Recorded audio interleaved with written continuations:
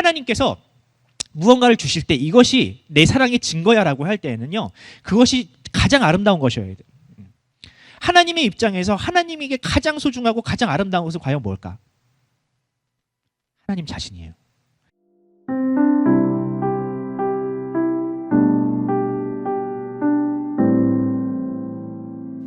여러분은 영원한 생명, 영어로 하면 이제 eternal life, 영생에 대해서 과연 어떻게 생각합니까? 우리가 예수 믿고 천국에 가면 영생을 한다고 하는데 과연 그 영생이 우리에게 필요할까요? 우리가 이제 그 영생을 우리가 주신다고는 하는데 그 영생이 과연 나에게 지금 현재 필요한 그 가치는 아니잖아요.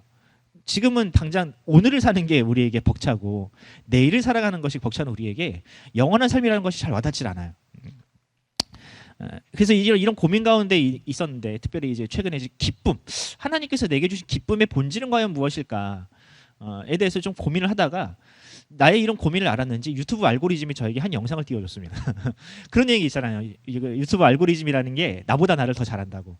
그래서 내가 딱 봐야 되는 영상들, 내가 관심 있어 하는 영상들을 우리한테 딱딱 띄워주는데 이번 주 유튜브 알고리즘이 그 한 영화의 리뷰를 저에게 알려줬습니다. 그게 샌드맨이라는 영화였어요.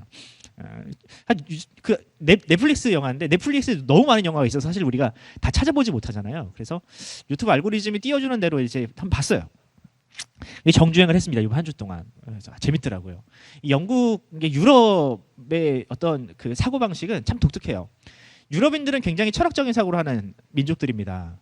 철학이 굉장히 그 모든 사고 방식과 삶의 생활 패턴에 뿌리 깊게 내려가 있는 게 이제 철학적인 사고 방식이거든요. 왜 유럽에서 이제 모든 철학이 시작이 됐으니까. 굉장히 철학적인 영화더라고요. 이걸 보면서 하나님께서 우리에게 주신 영생이라는 것이 이런 것이겠구나라는 좀 그 새로운 지평을 좀 얻게 되었습니다. 그 중에서 이 6번째 에피소드가 되게 인상적이었는데 거기에 어떤 그 스토리가 나오냐면 12세기에 한 영국 남성이 있었습니다. 근데 그 남성이 친구들과 대화하다가 나는 죽음을 받아들일 수 없어. 나는 죽지 않을 거야.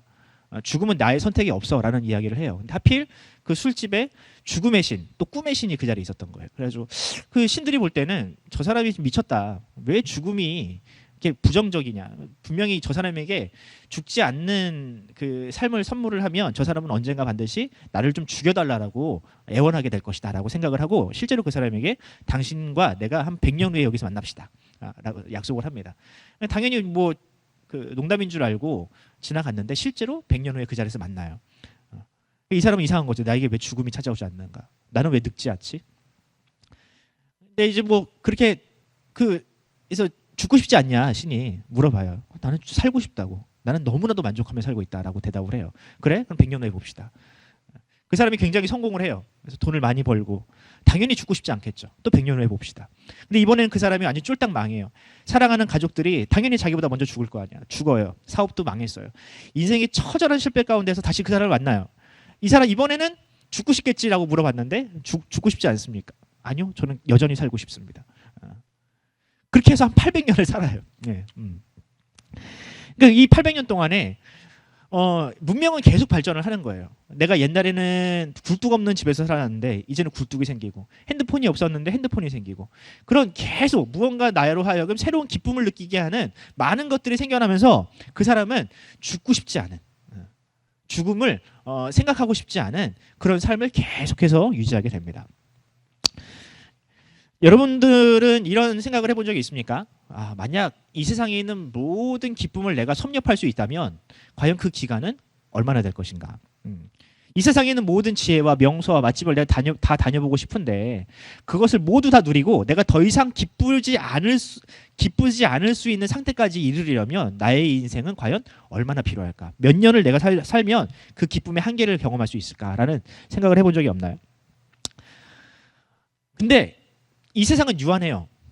역사도 유한하고요. 모든 것이 유한합니다. 그러니까 아무리 모든 것들을 누릴 수 있고 해도 나의 기쁨은 어느 정도 한계는 분명히 있을 것 같아요. 왜? 아무리 새로운 것이 나와도 더 이상 이 세상이 역사가 진보하지 않는다면 그 기쁨은 거기서 멈춰버리거든요. 어제 한 기사를 봤는데 코인을 가지고 수십억, 수백억의 자산가가 된 젊은들이 요즘 많다더라고요. 그 친구들 한 12명 만나가지고 이제 인터뷰를 한 내용이었어요. 행복합니까? 그래서 그 사람들이 대부분 그 파이어족이 됐더라고. 다 그 회사를 퇴직을 하고 그냥 돈만 쓰고 살아. 그래서 행복하냐고 물어봤어. 행복하지 않다고 대답을 하더라는 거예요. 80%가 행복하지 않다고 대답하더라는 거예요. 무언가 내가 소속감이 있고 내가 할 잡이 있어야지 내가 행복했지, 모든 걸 지금 다 내던지고 그냥 돈만 쓰고 그냥 집구석에서 그냥 배달 음식이나 먹는 그 인생이 자기는 지금 전혀 행복하지 않다라고 대답하는 한 기사를 본 적이 있습니다. 마찬가지예요. 우리가 뷔페를 가더라도 뷔페 음식을 한 번씩 다 먹어보면 배가 부르지 않아도 더 먹고 싶지 않잖아요. 옛날에는 아니었거든. 나는 옛날에는 배를 불리기 위해서 뷔페를 갔는데 이제는 그냥 뷔페를 가면 내가 다 먹어본 음식인 거야. 무슨 맛인지 다 알아. 그래서 배불리 먹고 싶은 생각이 전혀 안 들어요. 이제는. 그러니까 기쁨이 사라진 거지 내 안에. 뷔페를 가서 처음에 경험했던 그 기쁨의 세계가 내 안에서는 그 기쁨이 더 이상은 유지되지가 않는 거예요.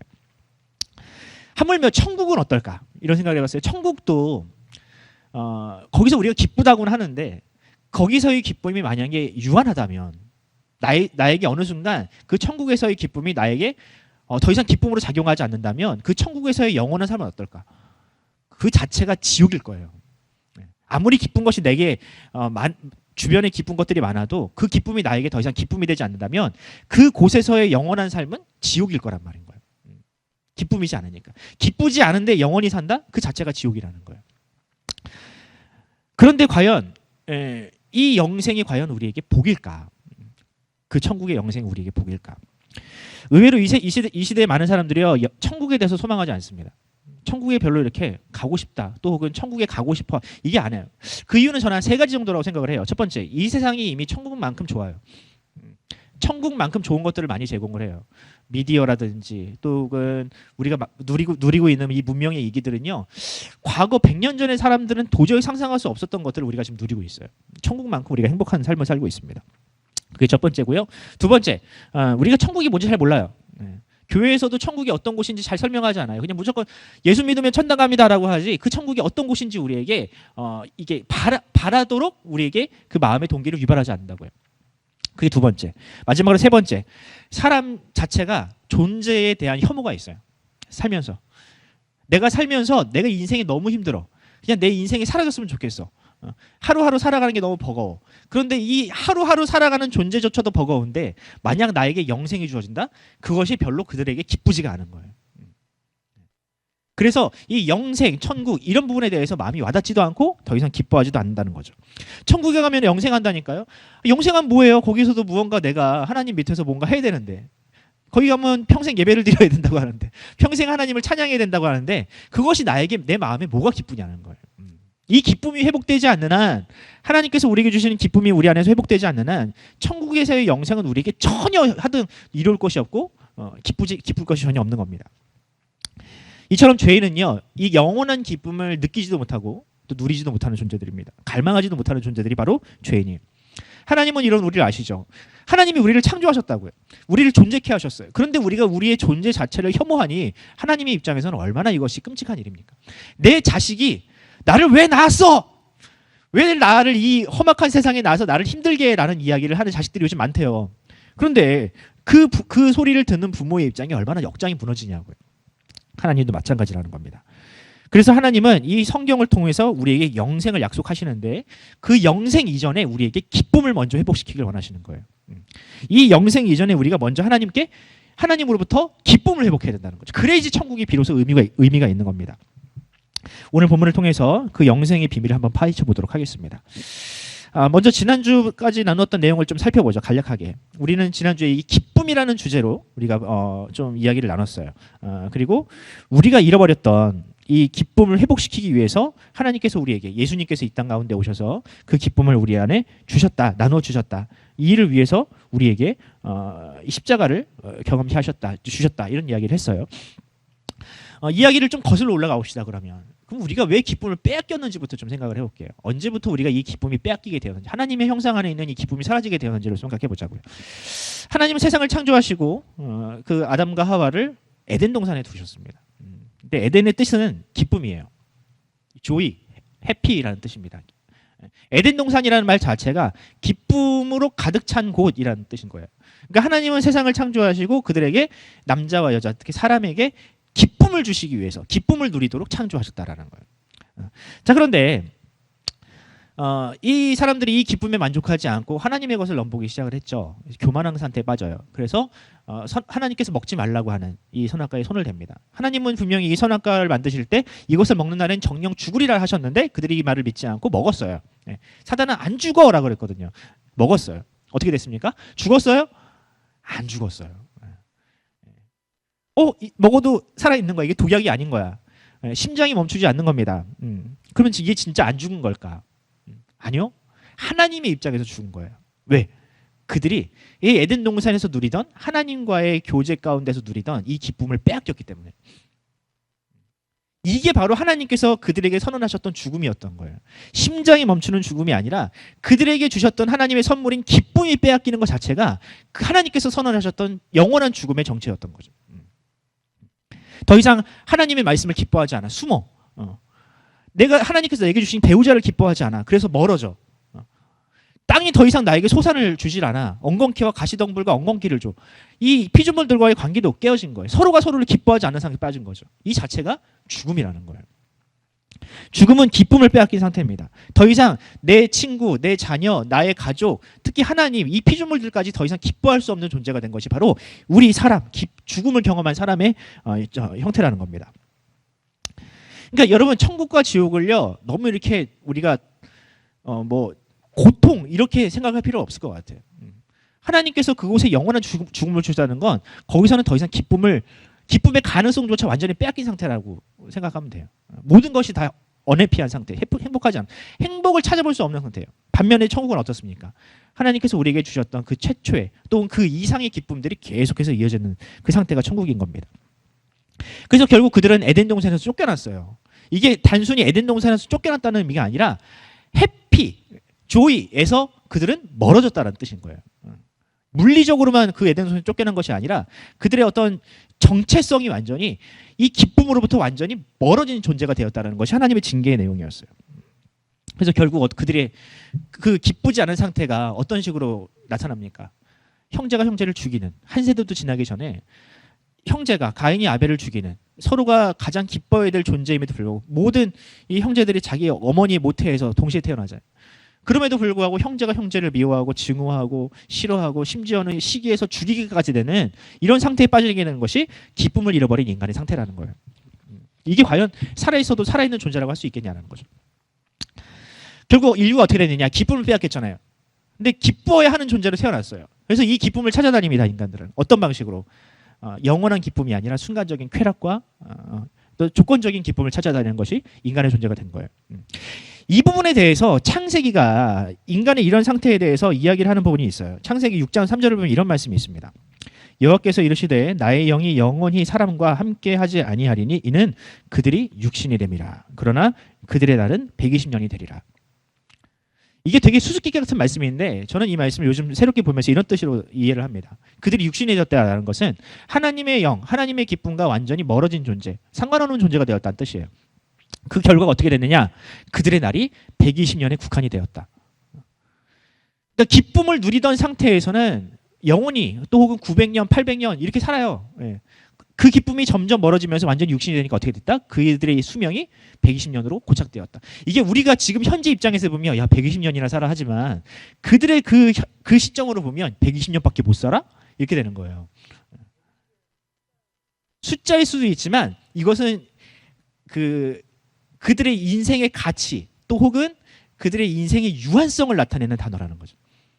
이 기쁨을 잃어버린 그들의 상태는 유한한 존재가 됐다는 거예요. 영원한 존재였던 인간이 유한한 존재로 그들이 전락되었다라는 것을 이 본문은 우리에게 보여주고 있는 거죠. 120년이라는 숫자가 의미가 있는 게 아니라 유한한 존재가 되었다라는 데 의미가 있는 거예요. 그들은 영원히 기쁨 가운데서 영원히 살게 되었지만 그렇지 못하게 되었다라는 게 이 창세기가 우리에게 주는 교훈이라고 할 수 있습니다. 그러나 우리 하나님은 어떤 하나님이십니까? 우리를 구원하시기 위해서 은혜를 베푸시기 위해서 우리를 창조하신 분이에요. 하나님은 영원 전부터 우리를 사랑하시고 우리를 택정하시고 우리에게 은혜를 베푸시기로 작정하신 분입니다. 설사 우리가 죄로 말미암아 이 하나님의 어떤 영광과 기쁨에서 멀어졌다 할지라도 무한히 지혜로우시고 또 무한히 이 영광로우신 이 은혜로우신 하나님은 그 죄마저도 선으로 바꾸실 수 있는 능력이 있어요. 그래서 그 은혜의 절정 가운데에서 예수님께서 오신 것이죠. 예수님은 예수 그리스도의 십자가 죽음으로 하나님의 사랑과 은혜를 우리에게 완전히 보여주시고 회복시키신 분이에요. 그걸 증명하셨죠. 그것이 요한복음 3장 16절 안에 녹아 있어요. 한번 같이 읽어봅시다. 다시 시작. 하나님이 세상을 이처럼 사랑하사 독생자를 주셨으니 이는 그를 믿는 자마다 멸망하지 않고 영생을 얻게 하려 하십니다. 여기서 멸망은 창세기 아까 6장 3절과 이어집니다. 그들은 120년이라는 아주 국한된 인생, 유한한 인생 가운데서 멸망할 수 없는 존재였어요. 하지만 하나님은 그들에게 뭘 주신다? 영생을 주시기로. 하나님의 은혜는 이 영생으로 연결된다. 영생을 할 수밖에 없는 존재로 하나님께서 그들을 구원하신다라는 뜻입니다. 이것이 바로 십자가의 은혜이기도 하지만 우리가 이것을 십자가만 생각할 것이 아니라 예수님께서 이 땅에 오신 궁극적인 목적, 하나님의 은혜와 또 우리가 잃어버렸던 기쁨을 회복시키기 위해서 이 땅에 오셨다면 이 기쁨과 영생은 분명히 상관관계가 있는 거예요. 어떤 상관관계가 있는지 한번 생각해 봅시다. 자, 여러분, 하나님이 우리를 여기서 사랑하신다라고 해요. 사랑하신다. 여기 사랑을 해본 친구들은 분명히 알겠지만 사랑하는 존재에게 다 주고 싶습니다. 다 주고 싶어요. 나의 최고의 것을 주고 싶어요. 이게 사랑의 증거예요. 상대방이 만약에 나의 사랑을 의심한다면 아직 내가 그녀에게, 그 남자에게 최고의 것을 주지 않은 상태라는 거예요. 우리가 왜 시기를 합니까? 배우자에게 또는 이성에 왜 시기를 합니까? 나에게는 최고의 것을 주지 않는데 다른 존재에게 최고의 것을 주면 나를 사랑하지 않는다라는 것이 증명되기 때문에 우리 시기를 하는 거예요. 생각을 해보자고요. 내가 결혼을 했는데 내 배우자가 나한테는 맨날 싸구려 음식을 차려주고 또는 맨날 싫은 소리나 하고 잔소리나 하는데 그 누군가한테 가가지고 막 황홀한 표정을 짓고 맛있는 것을 차려주고 그러니까 목사들이 옛날에 오해를 많이 당했던 거잖아, 그지? 그런 모습을 보여주면 그 사랑을 의심할 수밖에 없게 되잖아요. 이게 사랑은 최고의 것을 주는 것이 사랑이에요. 내가 사랑을 느꼈다라고 할 때는 그 사람이 나에게 최고의 것을 주었다라는 것은 확신이 있을 때 내가 사랑을 느끼는 거예요. 그 사람에게 두 번째, 세 번째 것을 나에게 줬다 그러면 그 사랑을 사랑이라고 느끼지 않아. 아무리 좋은 것을 줘도요. 그 사람이 가지고 있는 최고의 것을 내가 받아야 그것을 사랑이라고 느껴요. 하나님은 그럼 어떠냐? 하나님이 우리를 사랑하신다고 했을 때 그 사랑을 뭘로 증명할 거냐라는 거예요. 우리가 하나님께서 나를 사랑하셨다, 이 세상을 사랑하셨다라고 할 때 우리가 그 사랑을 뭘로 확신하는 거예요? 하나님이 우리에게 최고의 것을 주셨다라는 확신이 있기 때문에 우리가 하나님이 우리를 사랑하셨다고 말할 수 있는 거예요. 또 이렇게도 생각을 할 수가 있죠. 하나님께서 무언가를 주실 때 이것이 내 사랑의 증거야라고 할 때에는요, 그것이 가장 아름다운 것이어야 돼요. 하나님의 입장에서 하나님에게 가장 소중하고 가장 아름다운 것은 과연 뭘까? 하나님 자신이에요. 하나님의 세계에서, 하나님의 존재의 영역에서 하나님보다 아름다운 것은 없어요. 이 세상은 모두 하나님의 아름다움을 모방해서 피조되었고 이 세상의 모든 것들은요 하나님보다 다 열등해요. 그래서 이 세상의 것으로 우리에게 선물을 한들 하나님 자신보다는 소중한 것이 아니라고. 그래서 하나님이 우리를 사랑하셨을 때는 하나님에게 있는 최고의 것을 주셔야 되는데 하나님에게 있는 최고의 것은 다름 아니라 하나님 자신이라는 거예요. 근데 그 하나님 자신이 어떤 분이세요? 이 땅에 오신 하나님 자신이 바로 예수 그리스도라는 거죠. 예수 그리스도는 단순히 하나님의 아들, 독생자 요 정도의 차원이 아니라 하나님에게 가장 소중한 하나님 자신이라고 우리가 이해를 해야 된다는 거예요. 하나님은 우리에게 최선의 것, 가장 아름다운 것, 최고의 것을 우리에게 주셨어요. 그렇기 때문에 우리가 이 예수님을 통해서 하나님의 사랑을 확신하게 되는 거죠. 근데 많은 친구들이 예수님이 아닌 다른 것을 바래요. 최근에도 이제 여러 친구들과 이제 상담을 하고 또 신방을 하다 보면 하나님은 나에게 많은 것을 주시지 않았어요. 하나님 왜 나에게 이런 거 주지 않으시죠? 하나님은 왜 내 소원을 들어주지 않으세요라는 이야기를 자주 들어요. 한두 친구에게 들은 게 아니에요. 내가 왜 취업이 안 되죠? 내가 왜 결혼을 못 하죠? 내 왜 지구은 이 모양 이 구석이고 나는 왜 내 머리는 이렇게 이 정도밖에 안 돼가지고 다른 친구들보다 이렇게 못하냐고. 네. 근데 그 친구들에게는요 하나님이 최선의 것이 아닌 거예요. 하나님이 아닌 다른 것을 그들은 최선의 것이라고 생각을 하죠. 근데 하나님의 입장은 달라요. 하나님은 자기에게 있는 최고의 것을 우리에게 이미 주셨어요. 자, 그래서 이 예수님을 통해서 하나님은 자신의 사랑을 증명하셨다라는 거예요. 자, 그런데 하나님께서 이 땅 가운데 오셔서 우리에게 주신 것은 하나님이 그냥 예수님을 보내셔서 예수님으로 그냥 잠깐 그냥 방문케 했다가 그냥 사라지는 존재가 아니라 예수님이 이 땅 가운데 오셔가지고 우리를 위해서 자신의 몸을 찢으셨다는 거예요. 예. 자신의 생명을 주고 가셨다는 거예요. 그러니까 하나님 잠깐 우리가 BTS만 하더라도 잠깐 방문해도 부산에 잠깐 왔다 간다고 하도 부산에 있는 집값이 막 호텔값들이 막 널뛰기를 하는데 하나님께서 이 땅에 잠깐 오셨다가는 것도 영광스러운 일이잖아요. 그런데 그게 아니라 예수님은 이 땅 가운데 하나님 자신이 이 땅 가운데 오셔서 우리를 위해서 생명을 내어주셨다고요. 자기에게 있는 가장 소중한 것을 우리에게 내어주셨다고요. 이게 우리에게 은혜라는 겁니다. 근데 그 오신 목적이 뭐냐? 우리에게 기쁨을 회복시키기 위해서라는 거예요. 근데 우리가 단언컨대 우리가 이 예수님을 통해서 무엇을 보느냐? 하나님의 사랑도 확신하게 되지만 아까 이제 우리가 맨 처음에 봤던 에베소서 1장 6절의 말씀을 우리가 더 확신하게 되는 거예요. 하나님의 영광은 여러 가지 의미로 해석될 수 있지만 또 표현될 수 있지만 에베소서 특히 사도 바울이 이야기한 하나님의 영광의 절정은 뭐냐? 은혜라는 거였잖아요. 하나님의 은혜가 하나님의 가장 큰 속성이고 가장 중요한 또 우리의 가장 유익한 하나님의 영광이다라고 했는데 그 은혜가 예수 그리스도를 통해서 죄를 지은 우리를 구원하시는 하나님의 은혜와 자비 이것이 예수 그리스도의 십자가를 통해서 가장 확실하고 명확하게 나타났다고 하잖아요. 이게 바로 예수님께서 이 땅 가운데 오신 목적이라고 했잖아요. 단언컨대 저는 이 영광을 본 존재, 이 예수 그리스도를 통해서 선포된 하나님의 은혜의 영광을 본 존재는요, 창조 이전의 상태보다 훨씬 낫다고 생각을 합니다. 그러니까 타락 이전, 아담과 하와가 에덴 동산에서 살면서 하나님의 영광을 보았지만 저는 단언컨대 그들이 보지 못했던 이 예수 그리스도의 십자가 죽음을 본 우리는 하나님의 은혜의 영광을 보다 더 확실하게 본 존재라고 생각을 하는 거예요. 왜? 그들은 하나님의 은혜는 경험하지 못했거든. 하나님의 창조와 하나님의 아름다움을 봤을지언정 그들은 인간의 죄를 위해서 자신을 내어주시는 하나님의 은혜의 영광은 그들은 보지 못했기 때문에 우리가 더 나은 존재들이라는 거예요. 우리가 하나님으로부터 더 큰 은혜를 받았다라는 거예요. 피조물인 그것도 자신을 배반한 이 인생들을 위해서 자신을 내어주시는 자신의 생명을 주시는 이 하나님의 은혜의 영광을 보는 것은요 너무나도 황홀한 일이라는 거예요. 이걸 본 존재가 어찌 기뻐하지 않을 수 있겠냐라는 거예요. 아담과 하와는요 기쁨을 빼앗겼다니까요. 하나님을 오해하고 하나님에 대한 원망이 있었다니까요. 왜 우리를 창조하시고 왜 선악과 따위를 만드셔가지고 왜 우리로 하여금 이런 비참한 인생을 살게 하시냐고. 차라리 존재하지 않았는 게 훨씬 더 낫다고. 이런 인생들은 늘 이런 고민을 하잖아요. 하지만 예수 그리스도의 십자가의 영광을 본 존재들은 더 이상 그런 의무를 품지 않아요. 그리고 예수님 안에 있는 하나님의 형상과 회복되는 우리의 존재도 말미암아 우리는 기뻐할 수가 있는 거예요. 이 기쁨이 우리에게 주시고자 하시는 우리를 창조하셨던 목적이자 또는 우리를 구원하셨던 궁극적인 목적이라 할 수 있어요. 하나님의 은혜의 영광이 예수 그리스도 안에서 우리에게 완전히 선포가 된 겁니다. 그러므로 우리가 기뻐하지 않을 이유가 뭐가 있냐는 거예요. 내가 받지 못한 것으로 말미암아 실망할 이유가 뭐가 있냐는 거예요. 우리는 아담과 하와보다 더 우월한 존재이며 더 많은 것을 받은 존재인데 우리는 더 확실한 하나님의 은혜의 영광을 본 존재들인데 우리가 어찌 불평할 수 있겠냐는 거예요. 그러므로 오늘 이 선포된 이 하나님이 세상을 이처럼 사랑하사 독생자를 주셨다는 이 말씀 가운데는요 이런 의미가 있는 거예요. 자, 그러면 이제 영생을 한번 봅시다. 그러면 왜 기쁨을 회복한 존재에게 영생이 필수적이냐? 왜 하나님은 그를 믿는 자에게마다 즉 하나님의 기쁨을 회복한 자에게 영생을 굳이 주셔야 되느냐? 그냥 기뻐하는 존재로 그냥 끝나면 안 되느냐? 왜 우리에게 영생이 필요하냐?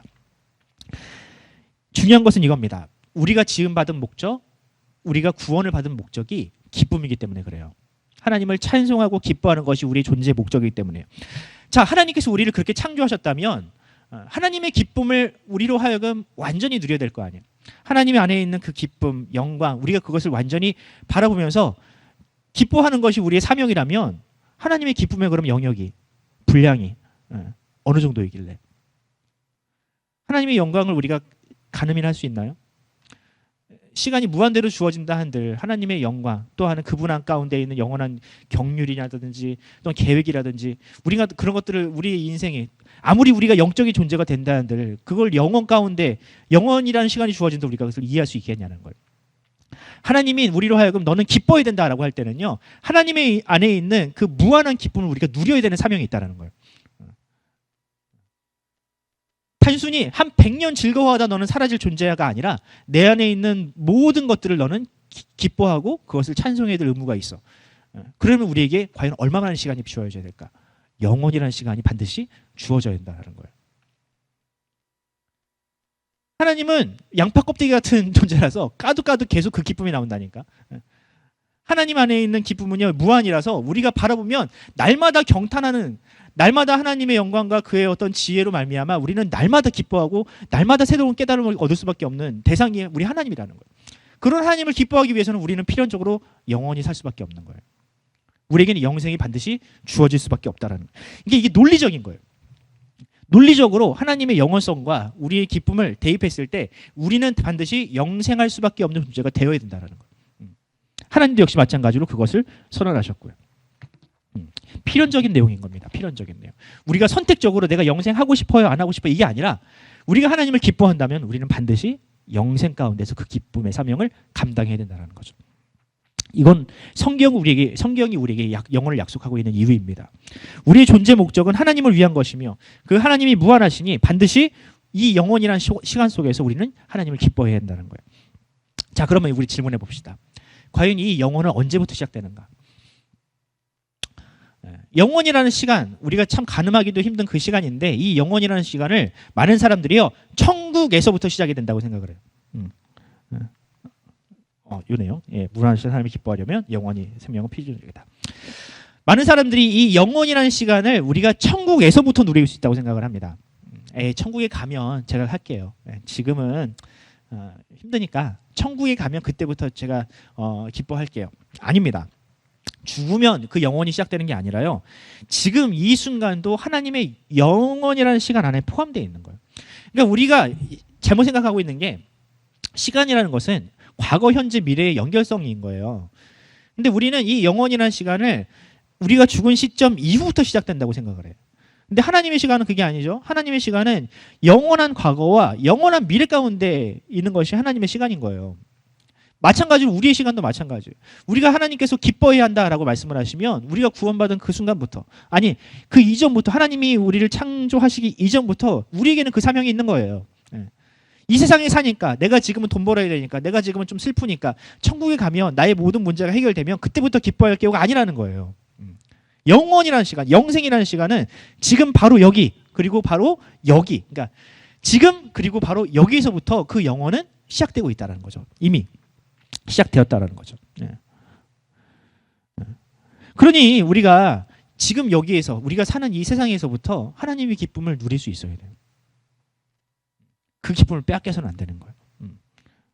천국만큼은 아니겠지만 육신이라는 이 제한이 있고 우리 주변에 있는 이 죄가 해결되지 않은 이 세상 때문에 그 천국에서만큼은 아니겠지만 지금 여기서도 우리가 누릴 수 있는 하나님의 영광과 기쁨을 우리가 반드시 누려야 된다는 거예요. 왜? 사명이라고요. 그게 우리의 사명이라고. 하나님을 기뻐하는 것이 우리의 사명이라고요. 그래서 그 영원이라는 시간이 지루할 거라고 생각을 하지 마세요. 이 땅에서도 신앙생활을 하면서 지루하지 않고 하나님의 말씀, 또 하나님께서 우리에게 준 선물들로 말미암아 천국에서만큼 우리가 기뻐할 수 있습니다. 분명히. 제가 요즘 그 기쁨을 묵상하면서 이게 하나님이 말씀하시는 기쁨이구나. 멈추지 않는 영원한 상승 곡선을 그리는 그 기쁨이 바로 이런 것이구나라는 것을 조금씩 깨닫기 시작을 해요. 주식은 상승과 하강을 반복을 하면서 상승을 하지만 하나님께서 주시는 기쁨은 영원한 상승 곡선이라니까. 어디 한국에서 꺾이지 않아요. 꺾이면 거 이상 천국이 아니지. 제가 어디서 그걸 보냐면 성경을 통해서 봐요. 성경을 묵상을 하면서. 성경은 고정된 책입니다. 66권이 고정이 돼 있고 더 이상 추가되거나 빼어지진 않아요. 많은 사람들이 이 성경을 보면서 많은 진리들을 발견을 했어요. 수없이 성경을 읽고 묵상을 하면서 사람들이 거기서 기쁨을 발견했다고. 그런데 아직도 이 성경 가운데서 기쁨의 진리들이 계속해서 발굴되고 있다는 사실이 너무 놀랍지 않나요? 저도 마찬가지예요. 평생 성경을 봐야 되는 저도 다른 책들은 그냥 한 번 보고 말거든. 그런데 이 성경을 계속 묵상할수록 내가 4년 전에 설교했던 내용과 지금 설교한 내용이 완전히 달라. 그 전에도 내가 이 정도면 성경을 그래도 봤네 좀. 근데 지금 보면 그때 봤던 내용이 너무 미숙해서 지금 더 새로운 내용들이 계속 펼쳐지고 있는 거예요. 왜일까? 왜 성경은 우리에게 계속 이렇게 끊임없는 진리와 기쁨을 우리에게 줄 수 있을까? 하나님의 말씀이기 때문에. 이것이 사람의 말이 아니라 영원하신 하나님의 속성을 담고 있는 하나님의 말씀이기 때문에 이 가운데서 우리가 계속해서 기쁨을 발견할 수 있게 되는 겁니다. 이 성경은 하나님의 말씀이며 무한하신 하나님의 그 속성, 인격, 생각이 담겨 있는 책이기 때문에 이 안에서는요 무한한 기쁨이 발견될 수가 있는 거예요. 그러니 이 성경을 연구하고 말씀을 묵상하는 것이 얼마나 행복한 일이라는 거예요. 이 말씀 가운데에서 우리가 누리는 이 위로와 또 감사가 우리가 이 하나님께서 주신 우리에게 주신 가장 큰 선물이라니까. 근데 많은 사람들이 이 기쁨을 모르고 살아요. 이 기쁨이 자기와는 상관이 없는 거라서 생각을 해요. 아닌데 하나님은 이미 다 주셨는데 예수 그리스도를 우리 가운데 주신 것처럼 하나님의 말씀을 우리 가운데 주심으로 말미암아 계속해서 우리를 만나시겠다고 하는데 우리를 떠나시지 않겠다고 하는데 우리는 하나님의 말씀은 멀리하면서 다른 기쁨을 계속 추구하는 거죠. 이게 창세기에서 말하는 육신이 되는 지름길인 거예요. 성경만 그러냐? 아니에요. 하나님은요 내 곁에 있는 사람을 통해서 역시 마찬가지로 기쁨과 위로를 주시더라고요. 특히 하나님의 말씀에 감동되고 하나님께서 구원하신 사람을 통해서 그 사람이 변화되는 모습을 통해서 저 사람이 나의 말씀을 통해서 나의 설교와 나의 교제를 통해서 나를 만남을 인해서 교회를 다니면서 저 사람이 저렇게 행복하게 변화되고 있구나. 저 사람이 저렇게 나아지고 있구나. 저 사람이 저렇게 변화되고 있구나. 그걸 보면서도 우리는 기뻐할 수 있다는 거예요.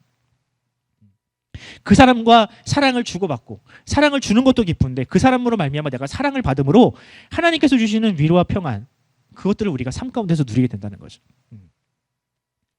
그러니까 우리가 살아가는 인생의 여정 가운데에서도요 이 기쁨이 넘쳐요. 근데 이 관계, 이 기쁨이 천국에서도 영원히 있어준다니까.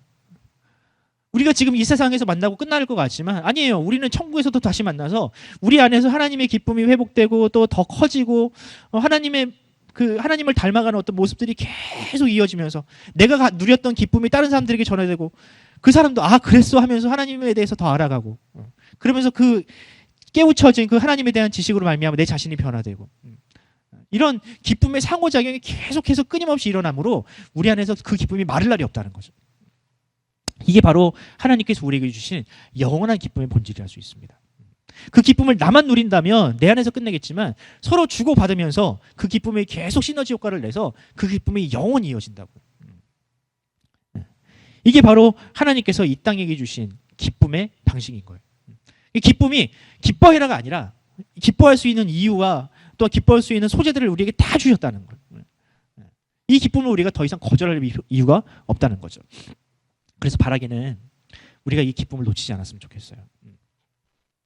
하나님께서 우리에게 주신 이 기쁨, 이 기쁨으로 말미암은 영생, 이것들이 우리에게 선물로 주어졌는데 이것을 거절하지 않았으면 좋겠어요. 내가 바쁘다는 이유로, 다른 사람들과 교제가 힘들다는 이유로, 이 공동체에서 내가 이 짊어져야 되는 여러 가지 무거운 짐들이 힘들다는 이유로, 잠깐 그 사람과의 어떤 관계가 어려워짐으로 말미암아 그 사람들과 마주보고 마주대하고 또 이제 함께 교제를 누리는 것이 껄끄러졌다는 이유로 이 영원한 기쁨을 우리가 포기하지 않았으면 좋겠다라는 거예요. 하나님의 말씀, 내 곁에 있는 사람, 이것들은 하나님이 우리에게 주신 영생할 수 있게 하는 하나님의 선물들입니다. 우리로 하여금 영생할 수 있게 하는 하나님의 선물들이라고. 그 영생을 소망할 수 있게 만드는. 이 세상이 다 영생에 대해서 관심이 포기하지 않았으면 좋겠습니다.